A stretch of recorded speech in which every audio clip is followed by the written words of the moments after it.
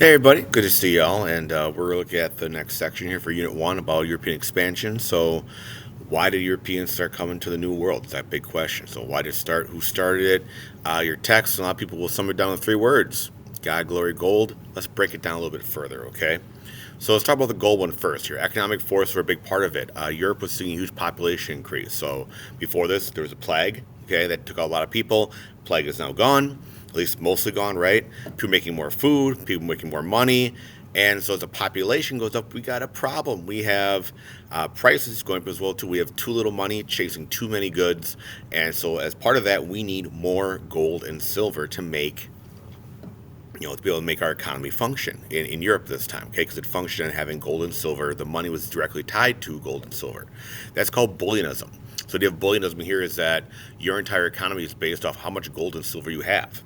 So during this time, we also have a rise of a new middle class in Europe. Okay, in the 1500s, we have our bourgeois, we call them, the middle class. They get involved in banking and capitalism, in all these other ideas. They start bankrolling all these different activities that are going on. They bankroll a lot of traders, a lot of shipping people, that kind of stuff in the Mediterranean. And eventually, we'll start bankrolling other people too. So they'll put money down so that a person can get a crew, a ship, all that kind of stuff. And then hopefully they get paid back when that person makes that journey and brings back all kinds of stuff from the New World. We'll start seeing the idea of the start of joint stock companies. So a lot of times nations, right, were try to find money, right? Just with this new middle class we have is that we'll get investors to pool money. Think like a modern stock market base, okay? So instead of like trying to make your money off farming or owning land, or whatever, a lot of people start putting their money into these big companies, if you will, to get large fleets of ship, military power, and all that. So it's really the first stock market that starts in London and other countries as well. In England, it happened because English lands being closed. Originally, English villages and areas had big open areas called the green, or the grazing area. People start kind of fencing that off. Less public ownership. There's more wool production, less farmers. You got to find some way to spend your money if you're a son of a landowner, right? They also started doing the putty out system, making more cloth at farms. And so as people aren't doing these, labor kind of things anymore, you got to put your money into something, okay? And so it becomes this joint stock situation. Now, because of the money situation, we have a huge demand for goods. So Europe's middle upper classes, they're making more and more money. They want more fancy stuff, okay? We blame Marco Polo for part of this, the Italian guy who went overland to China, met with the Khans, came back with ceramics and spices, all that kind of stuff. So here are a couple things we want to get. One is sugar. Europe has a major sweet tooth. They get this from the Crusades. As European knights and people went down to the Middle East to fight in the Crusades, they brought back sugar. The only place you can really make sugar in Europe is in the Canary Islands, very, very small islands off the coast of Spain. The only way you get sugar at this point is through beets. It's not the same. So sugar is one of these things that people want to find a place to grow. Okay, we'll get rice. Rice is considered to be a delicacy at this point in Europe, which we don't think of today, but it's growing in Asia. So where can you find it? You can't grow it in Europe, so you have to bring it back from Asia. Spices and tea, same kind of deal here. Spices, especially black pepper, people want to bring from Asia. You can't grow it in Europe. And it's available right now only overland trade. Can overseas trade make this go faster? Now let's get to the glory part here, okay? Fame. Fame's a part of this, right? You have to get favor with monarchs, right? They control land and some of the money. The biggest thing they control is giving out titles, and so they can make you a very, very popular, very, very rich person very, very quickly. Yeah, they got some money, even though Ferdinand Isabella of Spain had to pawn the crown jewels to fund Columbus. But they also give out land. They control that land that if you are a not landowning person, maybe you're a second son of somebody who doesn't get to inherit a lot of land, you can get that stuff, okay? And so by earning them money, we have a way to make that happen. So we're going to see how that goes. Religious, our God part. So we have new religious orders that are starting at this time, including the Jesuits. They're a group that is going to try and spread the Catholic religion across the country, across the world, if you will. European interests were a lot of other areas. There was something called the Reconquista in Spain as well here.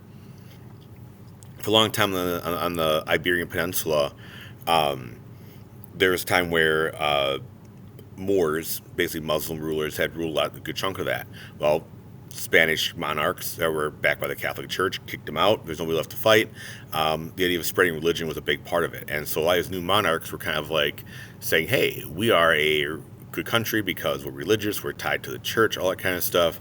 We're going to use our power here to spread religion in different places. At least maybe justify what we do by spreading religion, okay?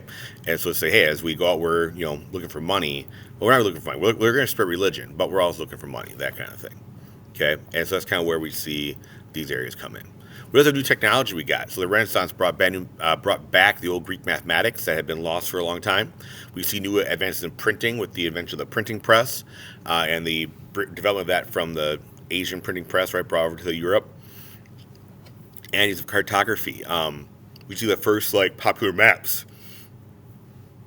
started being used in 1575, be able to track coastlines so that you can not wreck your ship. That'd be the Mercator projection that a lot of people use in classrooms for the longest time. Kind of like you see up here, it's kind of like, the idea of seeing a very detailed coastline as best you can by what people brought back and what their discoveries were. Also astronomy, charting the stars again, using astrolabes, those kind of tools to make that happen. We also have our magnetic compass, right, which is brought from Asia as well. It'll tell direction, right? We'll know where north is. You'll use astrolabes and quadrants to help tell your latitude and know how far you are north or south. We can't do longitude, east and west, till the 1730s with a chronometer. At least we can know how north or south we are, and eventually we'll sail and hit something, right? The ship's also a big part of this. So the Portuguese are to blame here. A lot of times ships originally had square sails, right? They were at right angles to the ship.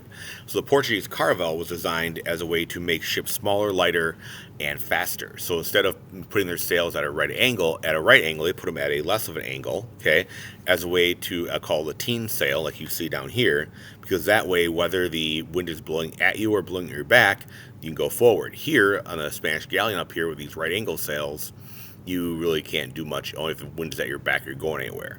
They also started making what's called an axial rudder. It was on the side of the ship versus in the back of the ship. There's better control. And as you down here, we started developing bigger cannons, muskets, that we can fight each other on our ships and utilize new weapons and tools to take each other out. So Portugal, why are they so involved? Well, they wanted that water out to Asia. They wanted to find Christian kings in Asia, link those things up. There's a dude named Prince Henry the Navigator who was not a prince, nor was he a navigator. He was a financial backer, right, who wanted to find gold. He funded a lot of trips around Africa. People started bringing stuff back to Europe from there and making those big questions, okay? Before this, the Italians kind of ruled everything within the Mediterranean, and so now Portugal's trying to take those guys out. Because like Vespucci start traveling towards now Brazil. He starts kind of mapping different things out, and Brazil gets found as a major colony for the Portuguese. So a big thing that they were looking at was coffee, cotton, sugar, making big plantations. There was a slave trade that starts out with Africa at that point, and that's kind of where the Portuguese get involved here. Obviously, the Spanish were like, hey, you're a little country in our thing. We don't want to be left out of this whole deal, so they want to try and do the same thing as well and try to get things involved.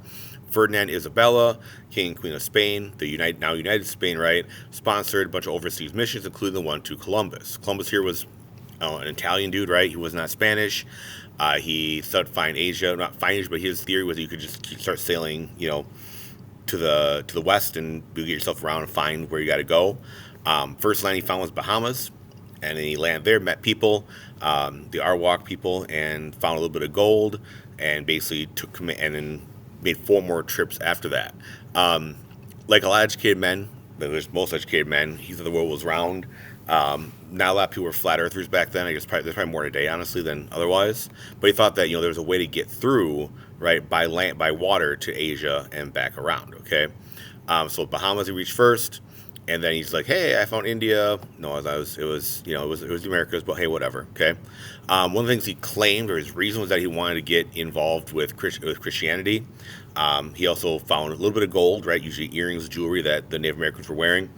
He told Ferdinand Isabella that he found a whole bunch of gold. Kind of lied a little bit.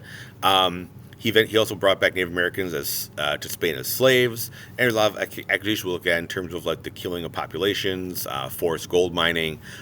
He was briefly the governor of New Spain and was fired from his job and eventually arrested too. So what this does lead to is a lot of competition between Spain and Portugal, okay? And so by 1494, Columbus sails the ocean blue in 1492.